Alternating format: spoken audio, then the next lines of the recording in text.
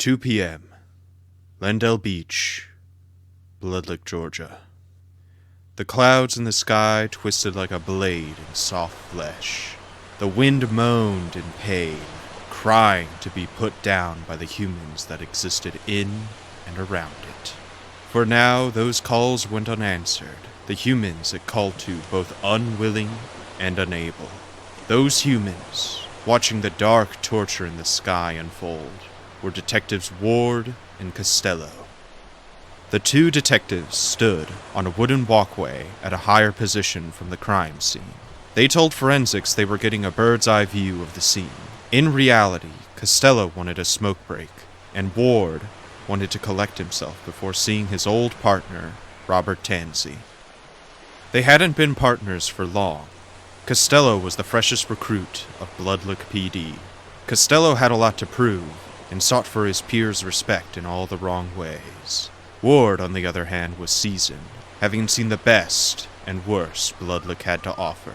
Given the nickname of the linebacker, Ward had both strength and height to spare. People kept their distance, except for Costello, who found comfort having the hulking man as backup. Costello took a long drag from his cigarette, letting the smoke melt with the cold air. "So your old partner, is it true all the things people say about him?" Ward took in a deep breath, preparing his answer like one does for war. "I can neither confirm nor deny what people say is true." "What are you, a fucking lawyer?" Ward shrugged, taking a hit off his e-cigarette, the device microscopic in his hands. "It's the best answer you'll get from me." Ward shared little with Costello, especially when it came to his old partner. From what he heard, Robert Tansy was as mentally stable as the crackheads lining Main Street. The type of man you wouldn't trust with your houseplants, much less a murder investigation. Yet here he was, playing CI for what could be Bloodlick's biggest case since the public execution of Jameson Brown. Costello needed to know why, and his biggest chance of knowing was through his brick wall of a partner. Or they used to call him the Prophet. Yeah, when he was still in the force. They call him something different now. Ward went quiet again, until Costello gestured for him to continue. Ward rolled his eyes, pocketing his e-cigarette. "Look, you want to make a judgment call? Watch him work, and then go from there." Costello frowned at that response, flicking his cigarette into the tall blades of grass. "Let's get to it then," Costello said, making his way down to the crime scene. Meanwhile, closer to the scene of the crime, two men examined the body. One kept his distance, allowing the other man the space to do his work. That other man, knelt close to the caution tape border, was crime scene investigator Julian Marcos. Scanning the body, Marcos recorded his stream of consciousness with a red tape recorder he pressed close to his lips. Statement 1124. Date of recording, November 16th, 2024. Victim was a young woman, early 20s at the youngest, and early 30s at the oldest. She seems to be Latina, with dark hair and tan complexion. Inner left elbow has multiple punctures from what were likely needles. Right hand is colored turquoise blue and gold in a rippling pattern similar to water. My best guess, it's a tattoo. Fatal injury is a deep cut made from one side of the neck to the other. Single stroke with little to no signs of tearing.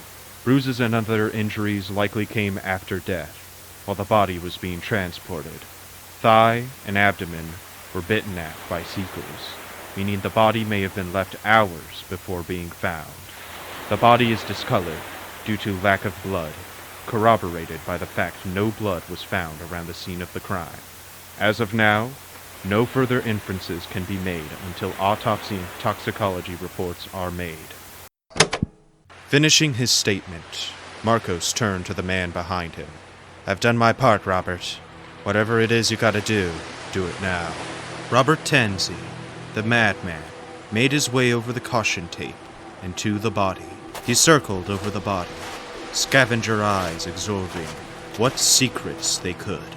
Stopping at her right side, Tansy knelt down with a pair of blue disinfected gloves. He pressed at the skin of the turquoise hand, and then at the skin of the shoulder. Placing the strange hand palm side up, Tansy looked for any inconsistencies. As he did, Costello and Ward arrived on the scene. Costello nudged at Ward, whispering, "Seems like they forgot to mention that he was also a palm reader, too." Ward ignored him. "You might want to change your report, Marcos.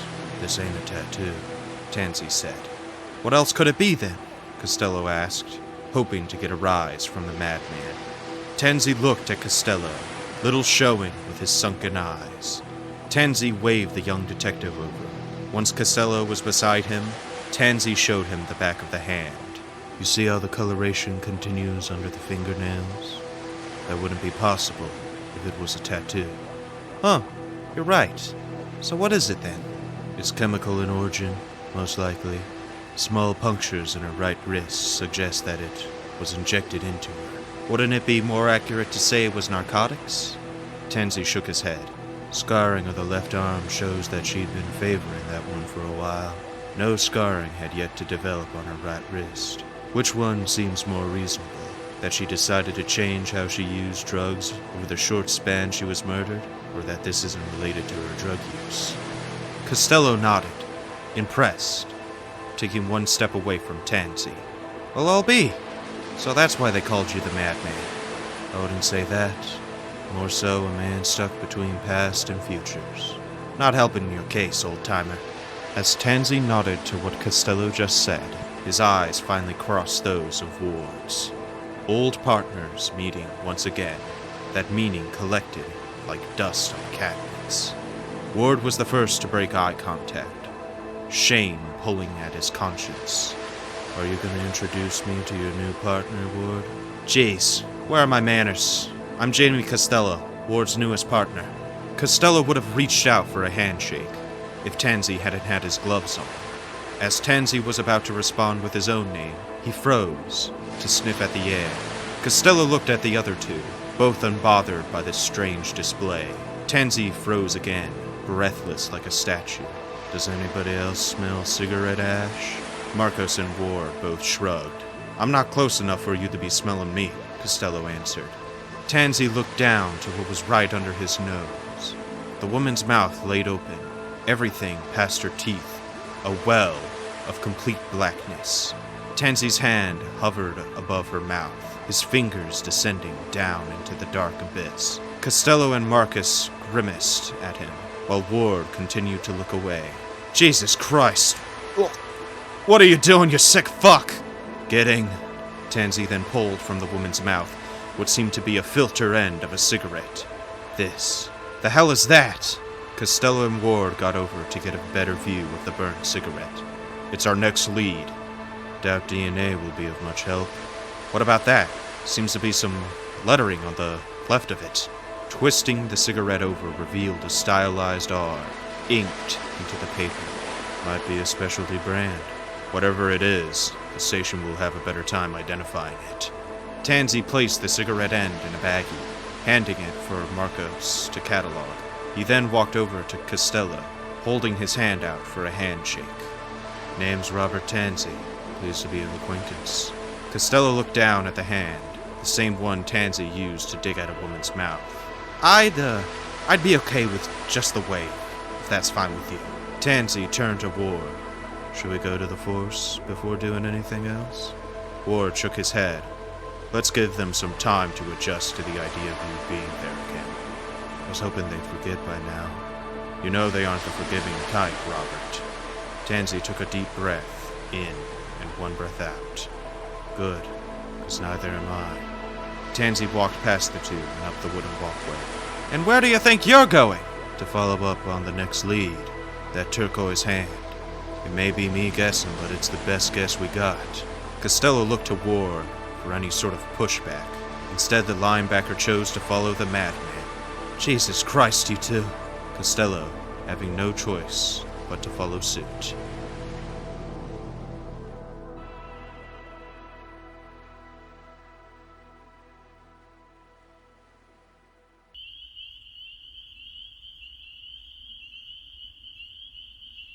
The wandering wetlands was a place no one in Bloodlick liked to talk about. Trees, hung like gallows. Bugs dug through skin. Wild animals screamed to not be forgotten by the world. Whoever entered that place prayed to be allowed to one day leave it. Its marshy waters turned shoulder deep at a moment's notice, and was more willing to kill than to spare. It was dangerous to go alone, and anyone with brains wouldn't choose to go at all. Mrs. Donnelly may have been the only person with a pulse who was willing to live there. She lived her way, growing old on a rotting porch amongst a field of crabgrass and wild onions. Tansy had encountered her a few times before, for reasons neither Ward or Costello knew. However he knew her, she was more than happy to let the three pass through her house to the wetlands. Now you two make sure to take care of Mr. Tansy while you're out there. That man doesn't know right from left. We'll make sure to, Mrs. Donnelly. After checking to see if Tansy was out of earshot, Costello asked, "Was he always like this?" "No, he wasn't." "Then what made him lose his marbles?" Ward sighed, wiping beads of sweat off his brow. "Why?" "Why what?" "Why do you want to know?" "What? Can a guy not be curious?" "No, but they can ask too many questions." "You know what?" Ward stopped, turning his whole body to face Costello. "My partner left the force on the worst terms you can possibly imagine. They hate him, and he hates them back. Nothing will ever change that, and I have no room to tell that story for him. Do you understand me?" Costello looked up at Ward, who stood almost a foot above him. He felt like a child, ignorant of family secrets. He nodded, recognizing his place in things. "Yes, I do." "If you have a problem, then talk to him, not me." The two went back to following Tansy, who was at that point at the edge of the forest. Cold water welled up in his shoes. Crows landing around him, their calls messaged with bad omens. Tansy stopped at the edge, the murder going quiet to listen in on his indecision. It was getting dark, deep blue skies warning of danger. He heard the stories, and unlike most, he believed them. It was real to him, but not as real as that dead girl by the sea. He stepped forward, not looking back till he was fully within the darkness. "Jesus Christ, where the hell is he going now?" The two detectives sped up, Ward taking out a heavy flashlight to clear the way. They ran into the darkness, their light helping to reveal which path to take. As they ran deeper into the wetlands, it became more difficult to find ground to stand above the water. The cold went through their clothes and up their legs. It wanted them. All it needed was one wrong step. Soon enough, they were knee-deep in the greenest water imaginable. "If this water don't kill him, then I'll fucking kill him!" Skimming over every inch of wetland before them, Ward landed the spotlight on what looked to be Tansy crouching in the distance.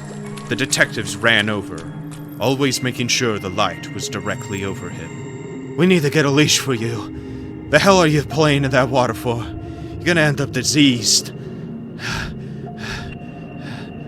"Stop!" Tansy shouted.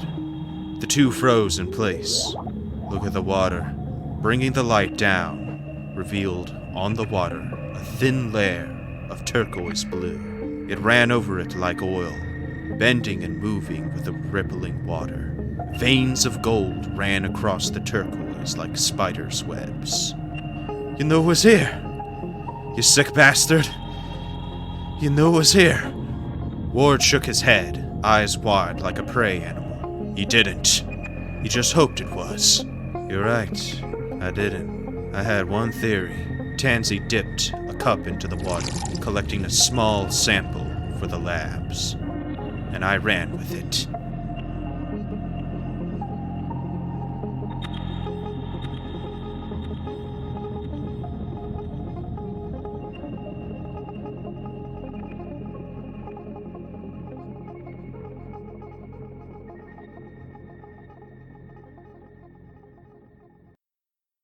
Next stop, Tansy's new home.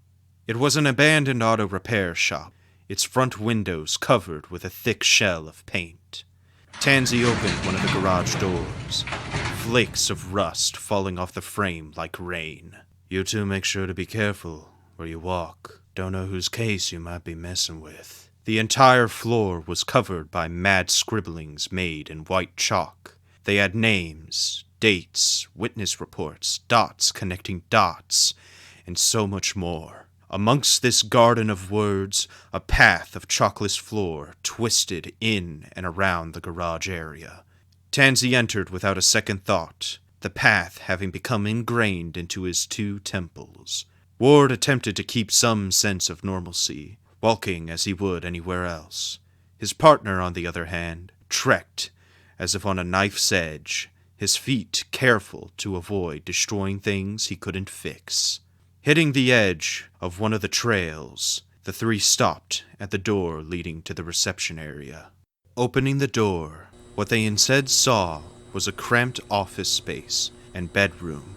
Once I had left the force, there weren't a lot of prospects for someone like me, except to become a private investigator. I turned what I could into what I have now. It's not much, but it's something.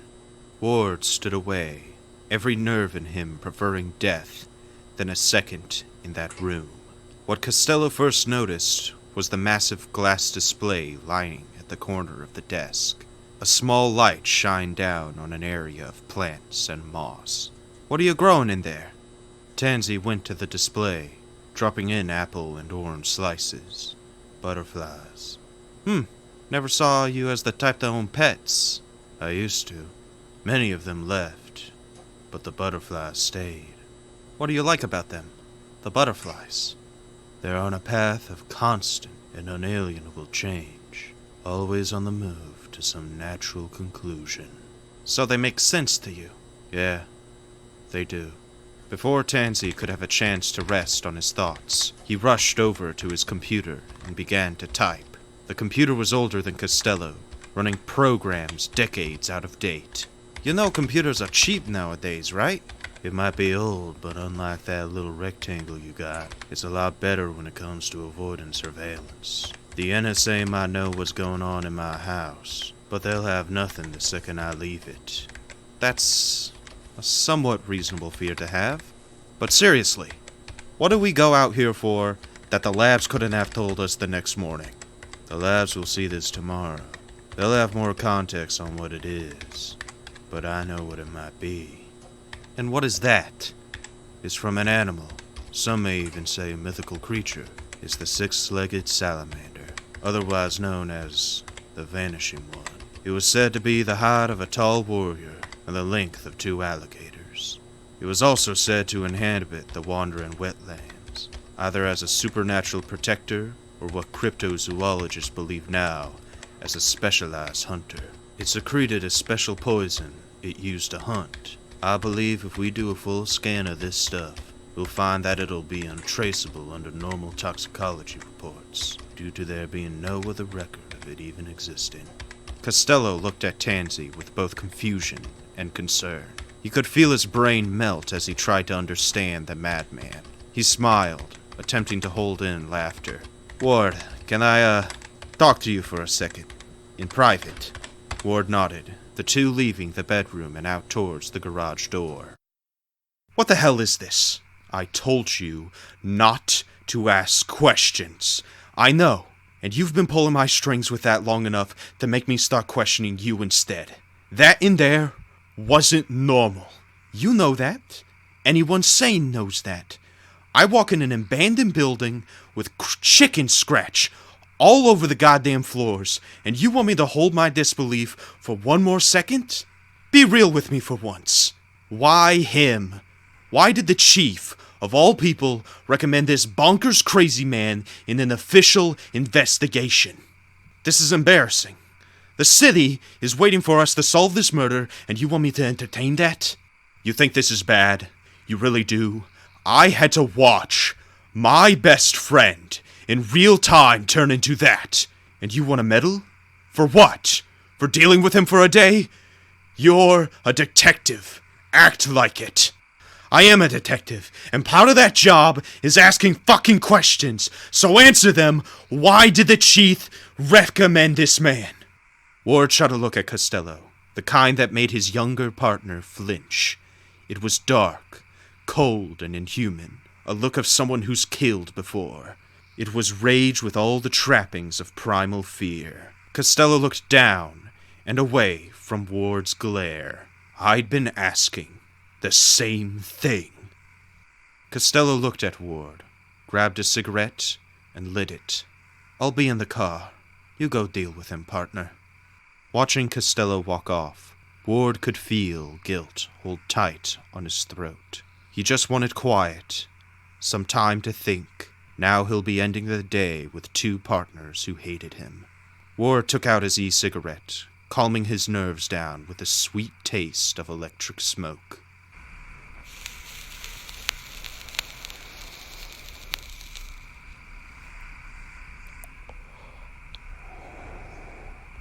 As he did, Tansy approached him from behind, leaning his back against the second garage door. He's a good kid. Yeah, he's too innocent for this kind of work. It won't be good for him. Then what makes it good for us? When did I say it was good for us? The two stood a bit in silence. You'll kill yourself doing that? Doing what? You know. Tansy gestured at the entirety of Ward. This amount of years and you're still this fucking cryptic. So that's where you learned it from. Tansy smiled, and Ward couldn't help but smile as well. I suggest you two get some rest. Tomorrow will be as cruel as yesterday. Taking one last bit of smoke, Ward said, I guess I'll get to it then. Just before Ward could leave, Tansy said, Hey, it's good seeing you again. Ward stopped. The feeling's mutual.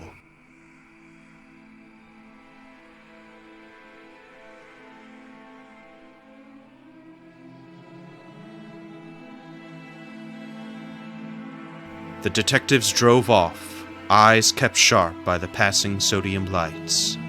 Tansy stayed home, wiping away a section of chalk with a wet mop.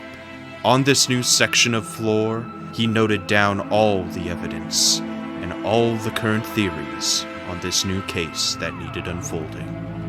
In a world full of suffering, obsessions come and go like the seasons, yet some stick around and fester like the coming storm.